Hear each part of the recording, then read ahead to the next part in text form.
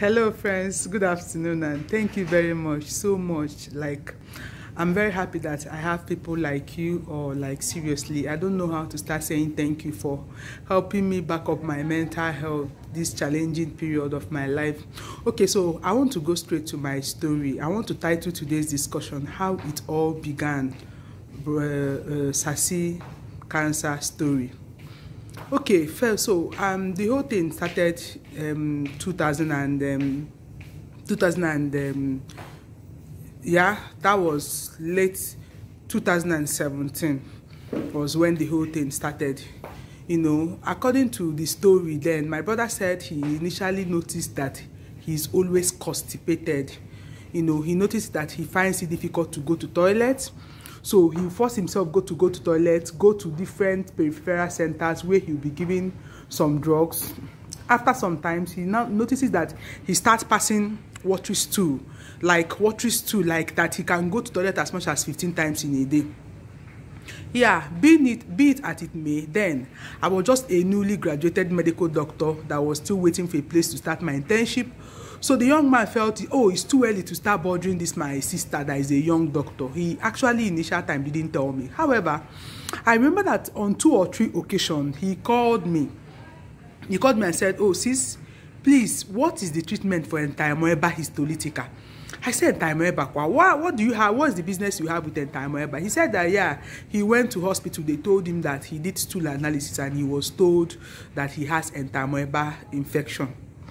I said, but if it's truly the hospital, they should prescribe for you. You said, yes, that they prescribe for him metronidazole and ciprofloxacin, but that the thing has persisted. So he wanted to know if there is a second line. Usually, all through this practice, like some of you, my friends, would have known, I don't like prescribing on phone. And most times, some of my friends get offended with this, that they will say, doctor, they are sick, you refuse to prescribe for them. But sincerely, I will always insist that one goes to hospital. So I told him, I said, brother, go back to hospital. Go, let them check you. Tell them that the symptoms has persisted. So, but however, apart from metronidazole, one can use tinidazole too, which he tried the tinidazole, told me in fact, he has taken a lot of antibiotics, including augmentin. I said, brother, stop taking. Go back to the hospital.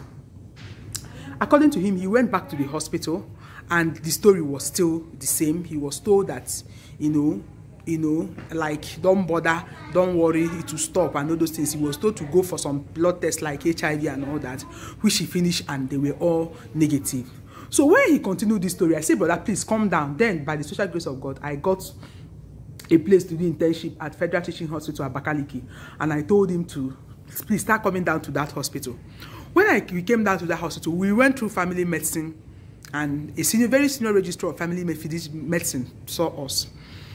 You know, like, seriously, I just want this story. In this story, I don't mean anything. What has happened, but I want, if you are listening to me, even if you're a doctor, I really want you to, everybody had a lesson to learn in this story.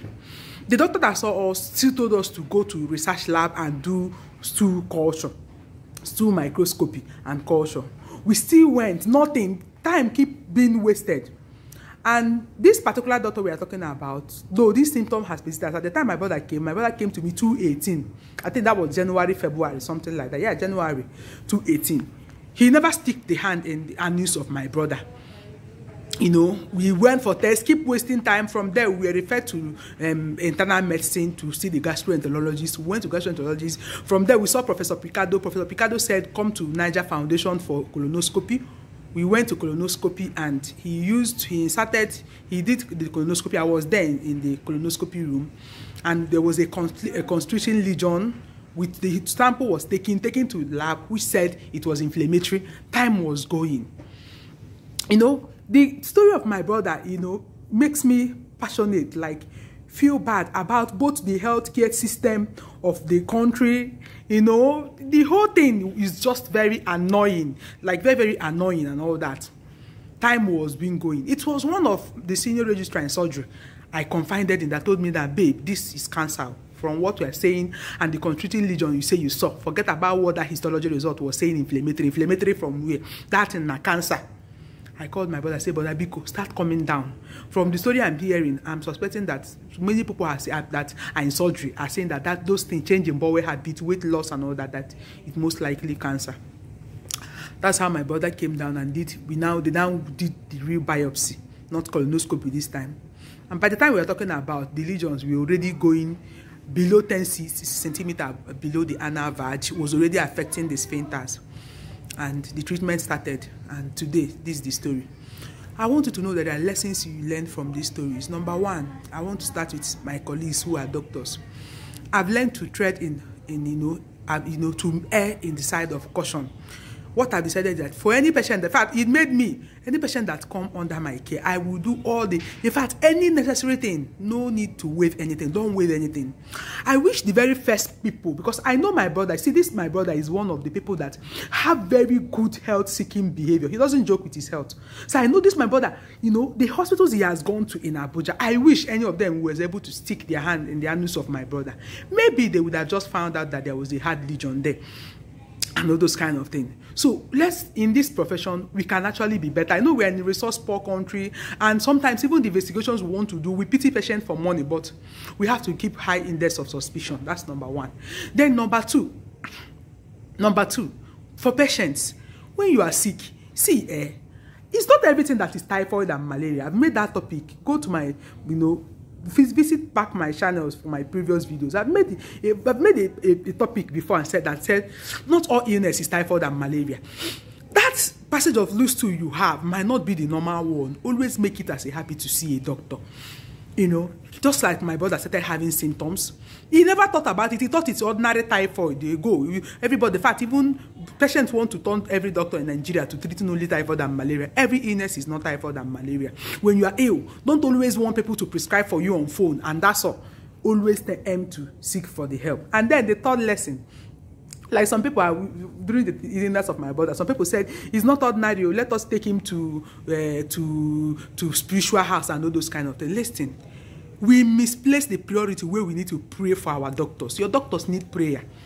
It is the prayer that you prayed. You cannot, the place of prayers in your health, in your life, cannot be overemphasized. No matter your religion, if you're a Christian, Muslim, all you need to do is that whenever you are sick and you want to go to the hospital, say, God, please direct my doctor. Your doctor needs prayer. There can be a man, he can even be that maybe, like some of us, some people that are O and G. In the morning, when you go for morning review, you are battered. Your doctor can be battered or even, brutalized by a colleague. And he's not in a good mood seeing you. And he will miss subtle clinical signs. That's where prayer comes in. Prayer does not replace you seeking help, seeking medical help. No, prayer does not do that. What prayer does is that when you pray, it even directs your doctor on what to do and what not to do. So I just want you to know that cancer will never be your portion.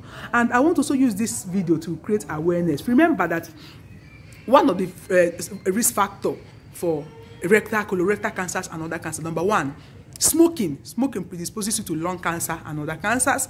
Aside that, alcohol, excessive alcohol damages your liver and prone you to cancers. Too much weight gain. If you are the big size, I know everybody must not be small. Everybody must not be slim, but you can be healthy, okay? Imbibe the habit of regular exercises to keep fit, okay? Take more of vegetables. Some of us take a lot of processed food without vegetables. Eat vegetables. Even if you don't enjoy it, make that habit of taking vegetables. And above all, take care of your health. Whenever you notice anything is wrong with your health, seek help earlier.